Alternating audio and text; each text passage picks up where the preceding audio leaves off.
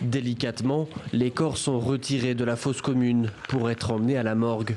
Au lendemain de la macabre découverte, les recherches se poursuivent sur le site. En tout, près de 8 charniers auraient été trouvés ici, à Tarouna, à quelques 70 km à l'est de Tripoli. C'est en tout cas ce qu'affirment les forces pro-gouvernementales qui viennent de reprendre la ville au maréchal Haftar. Nous recherchons tous les charniers pour identifier les dépouilles et les rendre à leurs familles. En plus de ces charniers, plus d'une centaine de corps auraient été trouvés à l'intérieur de l'hôpital de la ville. Des informations impossibles à vérifier à l'heure actuelle.